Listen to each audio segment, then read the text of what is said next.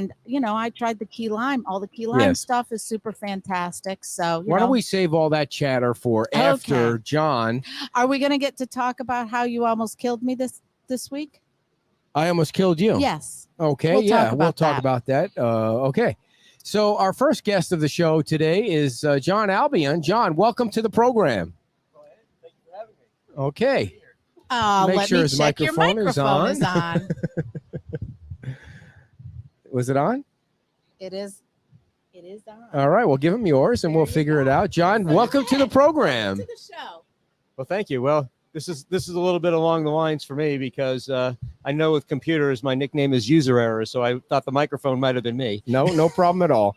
So, John, what we like to do with all of our guests when we get rolling along is ask them a speed round of questions. So this means you have no time to think about it. You have to answer quickly.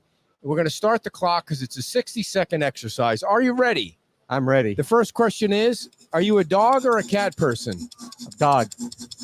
Favorite TV show growing up as a child? Oh, that's a tough one. MASH. Very nice. Favorite movie of all time? Young Frankenstein. Young Frankenstein. Who starred in that movie? That was it was a Mel Brooks movie. Yeah. And it was starring, and I've got him pictured. So Gene Wilder. All right, very nice. Who are the three most interesting people you know and why outside of your family?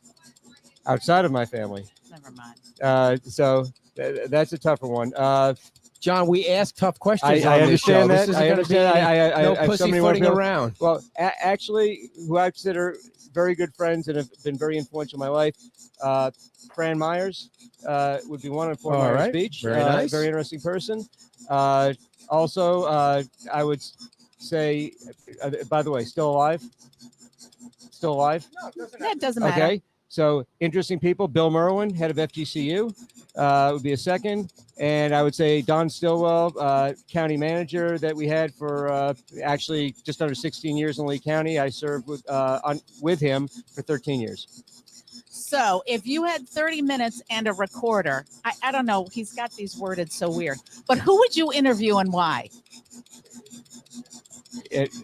Again, someone that dead or alive? Yeah. Okay. So I mean, actually, you might have to travel really far if they're not here, but yeah. I would say that it would be either Thomas Jefferson or Ben Franklin.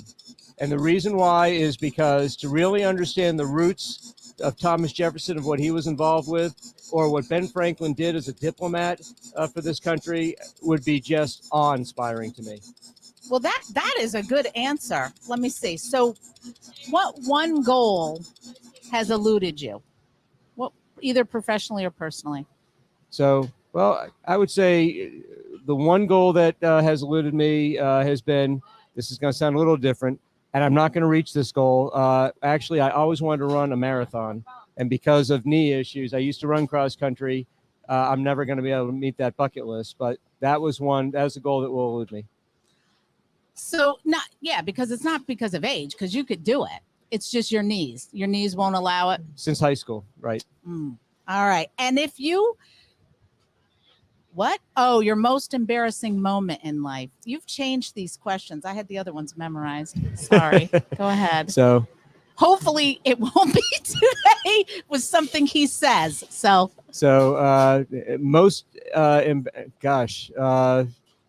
Most embarrassing moment. Have you ever fallen in public? No.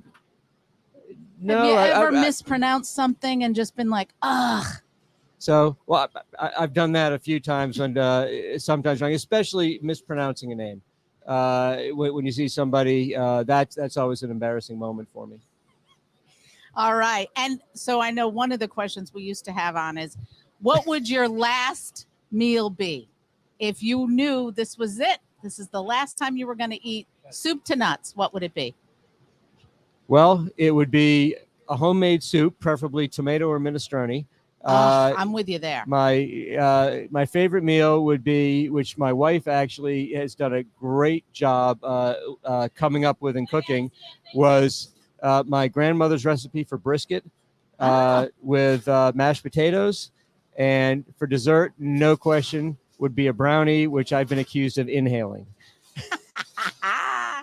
All right, we're going to go with 2 microphones today. It's just one of those days, John. So the first question, John is running for, if anybody doesn't know, John is running for the Lee County Board of Commissioners. You've been on the board before. Tell us quickly how long you were on the board and, what years that was. Well, actually, it might be part of a trivia question in the future because I was on the board from 1992 to 2006. I'm only one of 6 people that could say that I was a county commissioner in Lee County in 2 millenniums. There was the 5 of us, and then Frank Mann, who served in 93, 94, and unfortunately, sadly, Frank passed away, is why the seat's available. And Frank actually succeeded me in the District 5 seat in 2006, and when I actually made a run for higher office. And I'm looking to return to the same seat. Okay, so you're running, I think you have 3 opponents on the Republican side, and then 2 opponents. There's a write-in, crazy write-in, and then there's a Democrat that has no shot, somebody named Wood, right? I mean, this is a Republican county. Whoever wins the primary is going to most likely be seated, is my guess. I mean, are you with me? Typically, whoever wins the Republican primary certainly has a huge lead and is expected to win the general. They really have to stumble and have maybe a very embarrassing moment. So, just yesterday, Governor DeSantis appointed Mike Greenwell to the seat. There's probably only 1 or 2 commission meetings before the actual primary, right? And so what did you think when you read the news that DeSantis did that? So, well, I was frankly disappointed. There's something that's going on here that honestly should be a concern to people. And I think that the governor, unfortunately, was given bad advice. He has no reason to get involved with this race. And the reason why is there's 2 county commission meetings, 2 zoning hearings, really, and a couple of workshops between now and the primary. Certainly could have waited. It is highly unusual for a governor to get involved with a Republican primary if he's a Republican governor. I can understand why he appointed somebody in another county where there were 4 Democrats on the board and he's a Republican and wanted to get a Republican on that board. But this is 4 Republicans that are currently there that get along well, tend to vote the same way, and are backers of Ron DeSantis. So there wasn't anything to be gained for the governor. But the reality is that a number of these appointments seem to be coming through from really the root source being one campaign manager. That seems to be through a connection that he has that he took from Lee County up to Tallahassee. Who's the campaign manager? Well, I mean, it's Terry Miller. Okay. And the reality is, if you look at where these appointments are coming from, you can see that as a common denominator. I don't think the governor did this to try to be, necessarily hurtful. I think that he's been misled by these people. He's made a couple of appointments that would be unusual for a governor to make, and it therefore looks like that I think something else going on. And so, and here's the reason I'm worried, and I'm very worried about this, okay? Because when I came on the Lee County Commission in 1992, there were commissioners that went to jail from 1980. There was a commissioner that went to jail in 1990. And this is basically where Rod starts getting into the system when a few people believe they can dictate the terms. And let's be realistic. There's a state Senate seat that basically was trying to be handed off from one person to another. All right. And, this is the type of stuff that I feel is bad for the voters of Lee County. I know it made me want to crash too, but it's bad for the voters of Lee County. They should be making these decisions. Now, when you get beyond the Republican primary, governor's a Republican, wants to do something, that's fine. I am concerned for this county that if it's coming down to a few people again, that we're going to start seeing. And I'm sorry, but I'm a big believer in Machiavelli. Power corrupts absolutely. And that's what happened in this county. We finally cleared it up. And let me give you an example. We had 4 county administrators in 5 years when I got on the board. It was the 4th one. And we knew we had to make a change because we had a couple of groups based on power. The day they got their guy in was the first day the other guy was trying to push them off the hill, king of the hill, if you will. And we stopped that by bringing in a county manager from outside that really knew his stuff big time. Don Stillwell had 25 years of experience in city and county government, came from Oregon, whose Growth Management Act closely mirrors Florida's Growth Management Act. So he came in running, and he was there for over 15 years, almost 16. And in the last 20 years, we've only had 3 county managers where we had 4 and 5 prior to that. How did Stillwell's reign end? Well, a lot of that I felt was politics. Well, how did it end?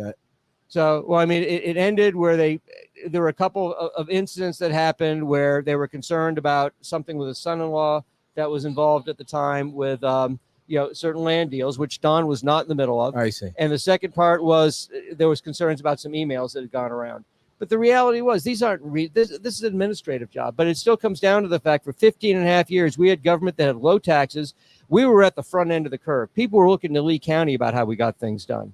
And we were very, very successful for a long period of time. And it really helped build the county where it's at. We are in an area that administration helped build right now in Times Square. Because when I started, there was people driving through Times Square, parking in Times Square, and all sorts of mischief going on. And now you have this gorgeous walking mall that came from the Community Redevelopment Agency that was started before Stillwell and before I was in office by about a year. It's not so gorgeous, but it needs an upgrade. But I hear what you're saying. Well, it was gorgeous for a long time, and it was definitely a lot better than people walking by a car and pouring a beer on the driver, which is what was going on back then. As a matter of fact, I was with the Chamber of Commerce on the board back then. We got some homeless people that go around in the back here and use the back areas as places to go to the bathroom. How do we fix that? So, well, I mean, that really comes down to, I believe, more law enforcement. And I really hate to bring this up, but it was a homeless person we know that very sadly killed the Fort Myers Beach librarian. Yeah. So these can be people that maybe aren't mentally correct, that can be dangerous. So that's why law enforcement needs to be involved. So do you think that Fort Myers Beach should have community policing? Is that what you're saying? That's a town decision and not a county decision. Well, what's your thought? And my thought is that they should have conversations with the sheriff, and they feel if community policing will help solve it. I'm not a law enforcement expert, but I will tell you that one of the areas that the town is trying to work towards and working with the county that I think is a very good idea is getting more lighting down here. So I started a quality of life committee, we called it, with the chamber years ago, because instead of dealing with an issue for 5 or 10 minutes at the board and walk away, we could talk about it for an hour. Yeah. I also cut my teeth on our family self-storage facility on Pine Ridge Road, and we have outdoor storage as well as indoor. And the first thing we did was to put in lighting so it was lit up like daytime. Let me ask you a question about the lighting. Do you think that Lee County should pay for the lights on Estero Boulevard? Well, Lee County has got a policy with all communities. So therefore, typically we have lighting districts, and therefore it should typically be done by the town. But if Lee County feels it's necessary enough, we should definitely look into possibly doing that. But you've been the Chamber of Commerce president down here. You have been a county board member. Should Lee County pay for the lights on a road they own? So on a road, well, again, we own other roads and we have street lighting districts. But I'll be candid with you. I'm not convinced Lee County should own the road. It's the spine of Fort Myers Beach, and I don't understand, if you want home rule, why it's being run by somebody else. And this is the exact reason why. Yeah. All right. So at the end of the day, if it was owned by the town of Fort Myers Beach, it wouldn't be a question, would it? So at the end of the day, why wouldn't they have that type of home rule control? So there should be an answer in there whether Lee County participates in the lighting as long as we're going to own the road. What do you mean by a lighting district? Is that what's going on over in Cape Coral or wherever they have that? No. We have lighting districts all over the county. I see. Where if neighborhood wants street lights, then they pay additional taxes, their portion by lot, to have street lights. So that's very common. So do you think Fort Myers Beach, Estero Boulevard should have a lighting district? That's the first I've heard of that. Maybe I need to get out more. Well, actually, if you look at the Lee County budget every year, you actually see all those street lighting districts are voted on every year at that time, because that millage rate needs to be set. So there's a lighting district set up. The town would pay taxes into the lighting district, and the county would take over the lights, would put the lights up. Well, yes, that's essentially how it would work. Or if the county decided that they would go ahead and do it, then they could do it. So there's any number of ways that they could end up doing it, including forming a taxing district. So but you think that there needs to be an answer. There needs to be a negotiation, and it's better to have better street lighting. It prevents people from doing things that they don't want other people to see done. I think everybody agrees with that. I have a feeling that Lee County would turn the road over to the town of Fort Myers Beach for $1. I wouldn't be sure of that, because actually I asked the question when I was on the board, and I got shot back down by the county attorneys who were talking about because it connects to the state road, which is McGregor, and connects at the other end to I-75. But I believe there was a study done years ago on Estero Boulevard that shows 95% of the people, is the number I remember, that come on the island do not leave at the other end. They come here to be on the island. So why is that local control essentially coming from Lee County when this is what you voted for was home rule? Now, don't get me wrong. There's nothing wrong if that's what people want. But typically, this is your spine, and everything that happened with this road project had to go through Lee County. Right. and the town of Fort Myers Beach. Right. And at least, Well, the thing that's a little bit odd on Fort Myers Beach is you got the county owns the road, the county owns Lynn Hall Park, the county owns Bowditch. It's a mishmash of who owns what and the whole thing. Like when you come over the bridge, the town of Fort Myers Beach doesn't own everything, which is weird. Well, there are certain things, and for example, the state owns from the mean high tide line to the water. So at the end of the day, there can be.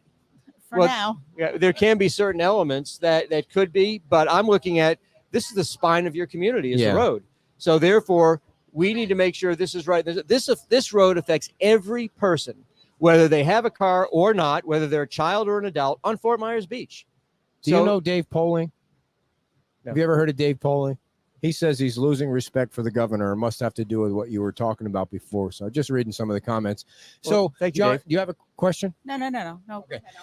Do you just as long as you're showing off your hair, everything's good on the show? I mean, it's totally hard. It's hard to chime in when we're going back. We have 2 channels that work and 2 that don't work, but that's one of those things where you just never know what's going to happen. But Well, John, Kim's at a disadvantage since we're holding the microphones. I know, So- right?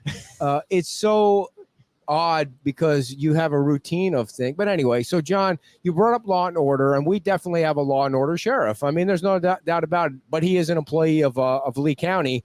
When you see the sheriff, He's not an employee of Lee County. oh, he's not. He's an elected official, That's true. I'm sorry. constitutional I'm sorry. officer. He's an employee of the people of all of Lee County. But there's the budget comes from Lee County. Is what I meant. We're to the say. budget authority. Yeah, what I meant but to say. we can't tell them what to Okay. do, and they My make that bad. very clear to us. Oh, They really? remind us they have guns. Yes.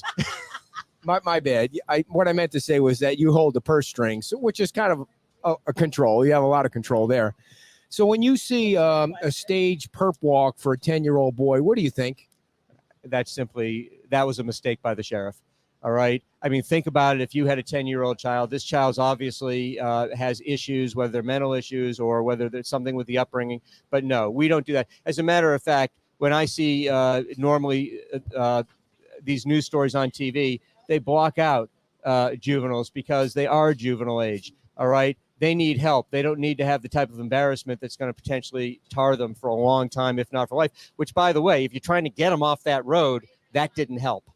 Okay. So if you think you're scaring them, that's not what we do with children. I just think that the sheriff simply made a mistake. Do you think he admits he made a mistake, or he's cool with that? You'd have to ask him. I see. Let's put it this way. I haven't seen it happen since. So I would hope that it would not happen again. Yeah. Well, can we switch gears to something? So, there's been a lot of talk about how fast Lee County is growing. I mean, all of Florida is growing fast, and the difficulty with keeping up with infrastructure and managing smart growth. What's your stance? What are your ideas to kind of manage the growth that we're going to experience no matter what? Well, first of all, I'm not sure to some of these northern mayors and governors who are doing an awful job at keeping people safe in their communities, whether we should be sending them a get well card, a sympathy card, or a thank you card. But the reality is that they are driving, and people think it's because of COVID, and they're thinking it's because of the taxes, and there's some of that. Mm-hmm. But I think a lot of it is because people don't feel safe up north. And it says a lot about our county, and give the sheriff's department and his people credit for this, that people feel safe in this community, and they should. I think they do a very good job, and I'm very proud of our law enforcement as a whole. But the reality is that we're going to keep have the significant growth, and we've been having it for a while. We have been found. All right. I spent a lot of time on the county commission going after infrastructure dollars, and brought in a $20 million federal grant which is actually a demonstration project for the nation, which is the transponder program known as Leeway. Okay. On the Cape Coral Midpoint bridges. We are the first public sector project in the nation, all right, that actually lowered the tolls during off-peak hours instead of raising the tolls during peak hours. Imagine government doing that. Well, we did it in Lee County. All right. I also was involved directly with putting a group together, and we were able to get over $31 million when Jeb Bush stopped the high-speed rail at the end of the 1990s. Mm-hmm. We had to compete for the money. We put a group together, including Bill Merwin from the university, and we did so well over the 2 years that the East Coast got really angry, and that's why we heard they stopped the program.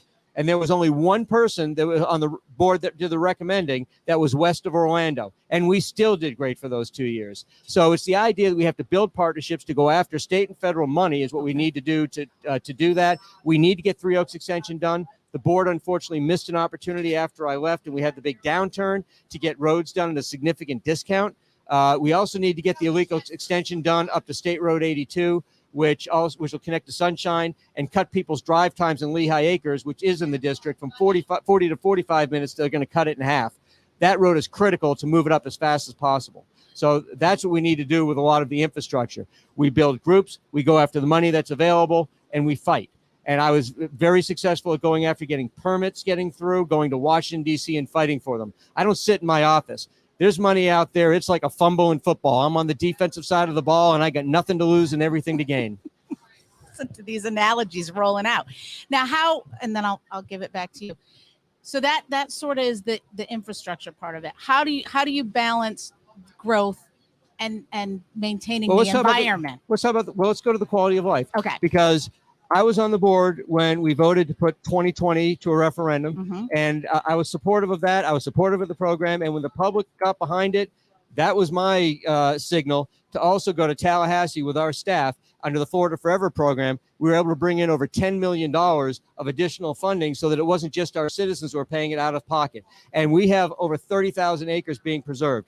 There's a problem right now where the federal government has turned certain responsibilities over to state DEP, and specifically for the Alico extension, the credits that we should be getting for that 2020 lands that we bought, that we negotiated with the federal government, they're now balking at right now. That's millions of dollars they're asking our taxpayers to have to pay instead of giving us the credits that we have under an agreement. I'm prepared to get involved and fight for that, not just for the money part of it, but to make sure that our program keeps the integrity of part of what we did and the citizens expected when they bought in. Okay. So, John, would you agree or disagree that the county being run the way it is now is a well-oiled machine?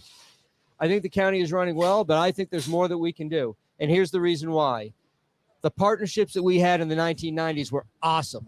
It was unbelievable how we worked with the Horizon Council, how we worked with communities, and we went after the type of funding and the types of opportunities that really strengthened Lee County. All right. And let me give you one other area that we should touch on, by the way, in this regard, that I think the county can do more, and that's clean water. If anybody's being affected by clean water, it's the beaches. And the reality is these releases from Lake O, we all know have been damaging. I remember the drought in 07, 08. Okay, but don't jump ahead on me. We'll get to that. We want to talk about water, obviously, but so it sounds like you're in agreement that the county is being run well. I believe the county is being run well, but I honestly believe we have a whole nother gear that we can hit. And I believe that I know in what way though? I mean, the county seems to be growing leaps and bounds. The taxers seem like they're stable. What do you think is missing? What's missing is how we have to build the types of partnerships to go after further solutions. I moved up Lee further Boulevard. Solutions to what? To what problems? Let me give you an example. Okay. That Alico Road extension is very important to this area. Yeah. Okay. When I came on board in 1992, Lee Boulevard, the only 2-lane road into the front of Lehigh Acres, was supposed to get widened in 2010. I worked with DOT. We got that road built by 1998, and that is a 6-lane road. Then for Lehigh Acres and that major workforce area, we also then worked and got Daniel's extension done, another 4 lanes. And when we did Lee Boulevard, it was the citizens that came to me and said, we've got this idea for 23rd Street extension that if you build some of these bridges. So are you saying that the growth is too slow? No, I'm saying that our ability to keep up with the infrastructure, we have to run as fast as we can. Yeah. So we ended up starting with 2 lanes. And by the time we were done, we had 14 lanes into Lehigh Acres in just those 12 additional lanes in 14 years. I think that there's no arguing that people want to live in Lee County, and people keep coming to Lee County. And if you even look at Colonial right now, that Colonial area by 75 when you get off where the new golf place went in, it's a nightmare during season. And I know that they're trying to reconfigure the whole thing there. Are you saying that if you're elected, these things are going to happen faster? The goal is to first best identify how we can do it, such as 23rd Street extension, and then also figure out what funding we can go after and try to see how we can speed up the process. All right. I know how to do that. I fought the state and federal agencies before. I fought the state FDOT to get the $20 million grant because they're afraid it was going to come out of the state's allocation. And every time they went behind our back, we found out about it and we cut off the effort. And then I did the same thing with the federal government, especially with the Lico Road widening, where I ran into somebody I didn't even know existed, which was a southeastern United States ambassador, if you will, from the White House. They actually had a regional director, and she made the phone call. And when you make the phone call from above, from an elected official, for example, or someone that's directly affiliated that could affect their budget, it's amazing how things So are move. you saying that Brian and Cecil and Kevin and those guys are not doing that now? Or Roger Desjardins, they're not doing it now? This is not about trying. This is about effectiveness. I mean, the $20 million grant, for example, in 2.5 years, that's a lifetime in politics. Yeah. But let me give you an example of what they did down here. We needed to dredge the Back Bay. And that dredging, we had to move up. When you say down here, people might not know what you mean. Back Bay of Fort Myers Beach, and goes to San Carlos Island, and that's where the shrimp fleet goes in and out. Yeah. They were waiting 3, 4, 5 hours until there was a high enough tide to be able to come in because it needed to be dredged. I worked with the West Coast Inland Navigational District, Chuck Listowski, the executive director, and I helped work and guide him. You're such and a work name with dropper. the press. Well, I want you to know it was Who real. is that guy? Who is it? Chuck Listowski. Chuck Listowski. Is he on Saturday Night Live, or that's somebody else? That's somebody else. Why? Well, we got it moved up by 2. We got it moved up by 2 years. You did. Well, it was Chuck in the West Coast Inland Navigation District, and I was advising and giving him direction about how we could do it. I was bringing in, I don't remember her name, this great reporter. This is going to sound a little bit Kim contradictory with Fox News. And we were actually doing some interviews from the Chamber of Commerce parking lot she was doing, and I'm feeding her the questions so that we could really expose what was essentially their slowing down of us being able to get this done. We have a question from our live audience. Sure. Fort Myers Beach pays more bed tax into Lee County than any other municipality. How do you propose that Fort Myers Beach gets its fair share back? So, well, a lot of it comes down to working with the Tourist Development Council, and the Visit Convention Bureau runs the day-to-day operations. The TDC are appointed people. All right. Yep. Bill Wachulis with Pink Shell is on that board, for example. So we need to work constantly towards the marketing that goes on for down here, and especially the beach renourishment projects. And let's face some facts, folks. Okay. The baseball stadiums are being paid out of that bed tax. Yeah. So the reality is there's already a chunk that's already spoken for because those bonds need to be paid. Yeah. All right. So it really comes down to how we market the co-op programs. So we need to fight to make sure those beach it's only going to come back in marketing and beach renourishment. Well, there are only a select number of ways you can use that money, right? And the other way is they'll help sponsor certain events that are for not-for-profits. They've been great in the past with the beach sand sculpting, the Pirate Festival, for example. Both of which haven't happened in years. I'm just saying in the past. Yeah. All right. So if there are other events, we can do that too. The reality is the bed tax, I don't see that going down. So it's really a matter of how to get the most effective use of that money. People need to remember Fort Myers Beach is critical to what type of Lee County we have because we're about the beaches. Okay. And many people that move here, move good paying jobs here with their companies, normally started by visiting Fort Myers Beach. Do you think Fort Myers Beach has a good, fair, or bad relationship with Lee County, politics wise?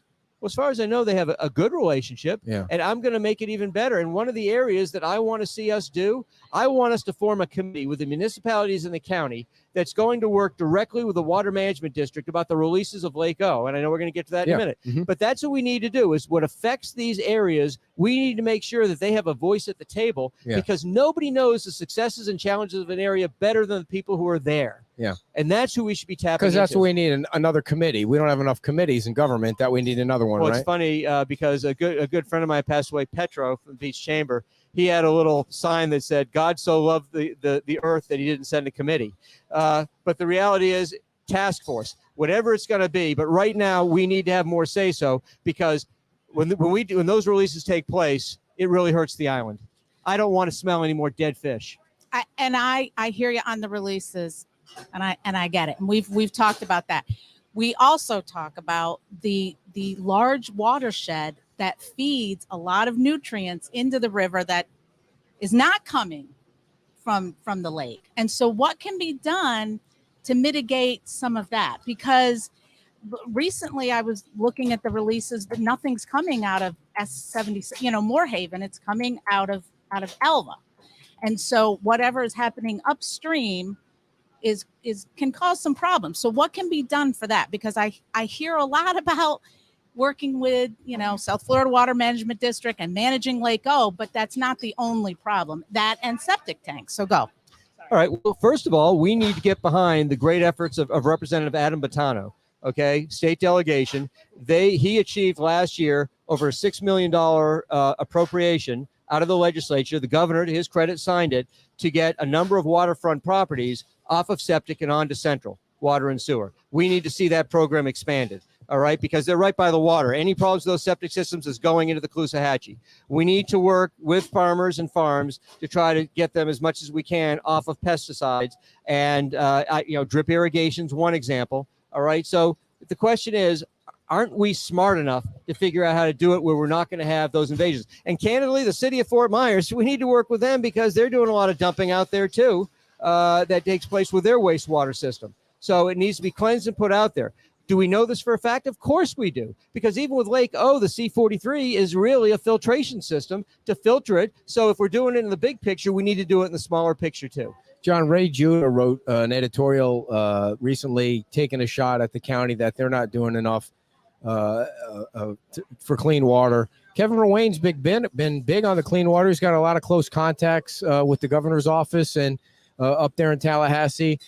What more could the county possibly do? It's really, I don't know as much as she knows about the water, but it's the Army Corps of Engineers and all these task forces that are set up. And there's a water district for this and that and the other thing. I mean, what more do you think the county can do? Well, first of all, when I was in office, we had a regional water supply authority, and we used to have all of these private entities around Lee County with their package plants. And Lee County Utilities began to buy them up. I mean, there were arm's length transactions to expand Lee County's system. Not only did it get more people off of septic and onto central, but also what it did is it created a backup system. So if there was a problem in an area, there's ability still to get people clean water and be able to get their wastewater out of there. So therefore, I've been involved with the Regional Water Supply Authority. We need to work with the FGUA, which is the Florida Government Utility Authority, which is currently running as a placeholder, Lehigh Acres, who has all these straws in the ground called septic and well, all right, and try to work towards getting a central water there. That's in District 5. I'm already talking with somebody who already knows a federal program where we can start that process, and we need to do that planning and do it. That will get some of the pollutants that will be out of the system. Okay, so we need to do that. And by the way, I got that from the campaign trail. That's the beauty of going out there and talking with people. And so we need to do that. I think we need to also seriously look at bringing, again, the stakeholders together, and we need to discuss. Focus creates the ability for improvement. And we need to have that focus and start really solving this in a way that can work for everybody. So what is your grade for the board right now on clean water? On clean water, I would say right now, somewhere around C+. A C+. What's your grade for the county manager? For the county manager, I would give him, a B+. He's kept things calm. But I think there's more we can do. What gets him to an A? Well, I'd like to see more of a decentralized system and use your managers more and let them, frankly, earn their money more. They do things in a more centralized way. I think that getting more of these partnerships going, which they're going to be staffing, is a stronger way. And it doesn't just come from the county manager. It has to come from the board. Yeah. But the reason you got to give them a good grade is because we've kept taxes down and it's been working. And even with the sheriff, again, with a big budget, do people feel safe and is it doing it? Yeah. So those constitutionals, give them credit too. Grade the board overall. I'm sorry, what? The board. Yeah, well, the board overall, yes. What's their grade? Oh, I'm sorry. I'd also give the board, and I'd say I'd give them a B or a B+. I think that they've done well, but I think we can be more effective. But I can be a hard grader too. Ask my kids. So I wanted to ask about, again, you're having a lot of people come down here. You need a lot of people to work. With the price of housing, for workforce housing, affordable housing, whatever terminology you want to use, what are your ideas to increase that and to give everyone a place to live that they can afford, that's safe and reasonable? Well, we need to better recognize the fact that normally by the time you need affordable housing, the prices around the area that you need the affordable housing have gone up drastically. It makes it very difficult to catch up. So we need to be smarter about what we do. And I think that we need to start looking at where we have the transfer stations for the bus system. Okay. Why? Because that provides transportation for people. For Fort Myers Beach, I would look at the Pine Ridge Road, for example, Summerlin one, and see how we get more affordable housing around there. I think we need to try to come up with a better solution on how we can get trolleys easier to and from the beach, especially during what I know we call down here the 100 days. And the reason why is because we can affect the workforce's ability to come here.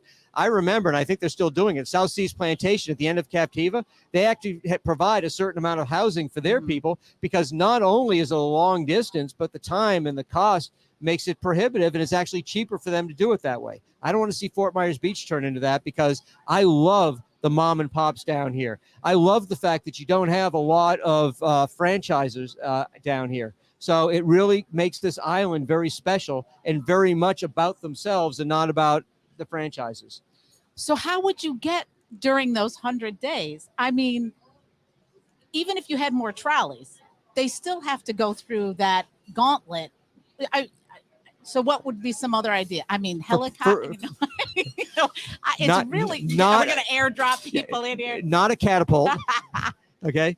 But or a water I mean, even if there was a water taxi to get to the base of the bridge, we need to sit down with stakeholders that are affected, and we need to start talking about what the problem is and how to come up with solutions, whether it's a water taxi, whether it's a way to do a trolley lane, something to make it more desirable. There are ideas out there that do work. You go to a theme park, they transport you in, for example, okay?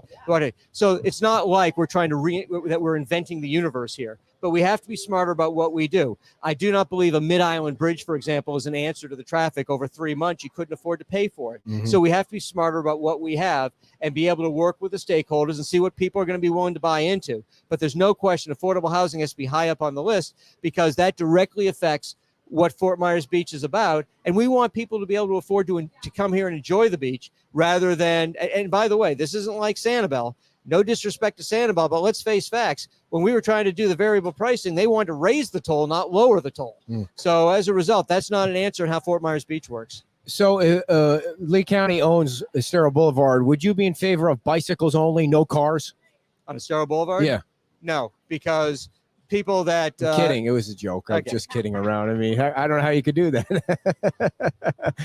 Well, John, we're almost out of time. So why should people vote for you this coming August? So, well, I mean, my planks are low taxes, quality of life, which has to do with the business side, as well as preservation, quality of life, also infrastructure and clean water. So we can certainly start with that. I've been in Lee County since full-time since 1984. I actually met my wife on Fort Myers Beach. Wow. Believe it or not. And you were the chamber president down here, too.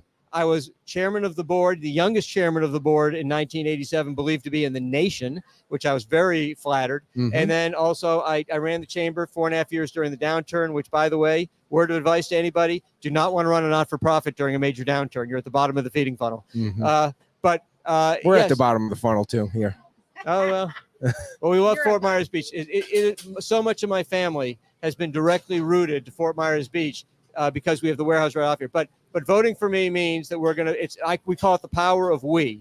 And what that means is that we are going to build these partnerships with the communities, with the municipalities, with surrounding counties, so that we can turn around and really continue to solve problems. I love ribbon cuttings are my favorite days. My second favorite days are groundbreakings, because that is a promise to a ribbon cutting, an improvement for our community. So if you vote for John Albion, I can hit the ground running. Keep in mind, it's only a 2-year term, because the remaining term of Frank Mann. I can hit the ground running, and I know that we're going to build these types of partnerships, going to carry on again for a long time, and make this county much, much better, even than what we are today. We love it today. We're going to love it even more. We're going to build ownership, the power of we, not me. Where can you find, people can find you? You have a campaign website. Yes. You can go to electjohnalbion.com. You can contribute on there too, by the way, but you can also read more about me. You're going to need money. Every candidate needs money. Yeah, absolutely. You know, I say money it's like having a car. Money is like the gasoline, but the car is the votes that get you to the finish line. And I'll explain that to you later, dear. Oh, thank you. That's so. And please vote for me August 23rd. For John Albion, and we're going to have a great partnership. It's important for people to know that even though Ray Sandelli kind of is not in charge, but he's the person that most people call down here first. Everybody gets to vote in the board seats. Yeah, it's important for everybody to know that Republicans can go and vote in the primary day for you if they want to, or for Greenwell, or for whoever's on the Republican ticket. Everybody can go vote in the primary. But you need to remember that everybody votes countywide for the county reps. Well, in the primary, all Republicans can vote. That's right. There's in no the Republican Democratic primary, right. and the others can vote in any nonpartisan race. Yeah. Okay, so everyone has a reason to go to the ballot It's totally box. confusing. You I just know? made it worse. Yes. It would be much easier if everyone had a district that they would vote in, but that's Well, actually, the way I look at it is this: if you can hire me and you can fire me and you pay me, I Yeah. work for you. I work countywide. yeah. When I worked on the Midpoint Bridge and getting that program, that wasn't in my district. Okay, so I think it's a benefit. Yeah. All right, and I will for anybody that go back to your history class, civics class, when the Congress was made up in Washington, the people, the House of Representatives were considered to be the rogues because they would only represent their district, but because the senators came from the state legislatures, that they would be the stable side. And I think it's much more stable for Lee County, even though it's easier to run single member. I think it's better that it's countywide so that I have a responsibility Right. to everybody because I'm spending your money. How much does a county rep get paid again? Like $75,000 or something, right? It's County crazy. commissioner? Yeah, county Actually, commissioner. it's just over. It's like $100,000, Holy $300. smokes! I would want that job too, just for the money. Don't you think it'd be worth the job for Well, the money? everybody that's willing to pay the filing fee can get in the game. So Wow, that's a lot of money, and you probably get 100% health insurance. Roger runs the whole show. She said to me last night she thinks you guys just sit in the office with your legs up on the desk and just kind of taking calls. Well, what's important? Not true. What's important to me is return on investment, and I think bringing in 14 years over $50 million in transportation funding and over $10 million for preservation of property, and at the time paying me between $50,000 and $80,000. Oh, you a year. got robbed back then. Now So- look at them; they're all making a killing. Well, it was a while ago, but what I'm pointing out is, Did you save any of that a money? great return on investment. Were you able to save some of that money? Well, I invested some of it on Fort Myers Beach. I know that. Cool. So, Well, with John, some of the thanks so restaurants. much for coming on. We appreciate you putting up with Kim's nonsense, and good luck in the race. Thank you for putting How dare the governor do that to you? It's crazy. So, Thanks a well, lot. great. Well, thank you, Ed. Thank you, Kim. John Great time being Albion, here. everybody, running for the Lee County Board, and the primary is next month. So remember to get out and vote. And we are going to be back right after this with the brand new principal of the Fort Myers Beach School, Dr. Tracy Kohler. So stay tuned. Coming up next.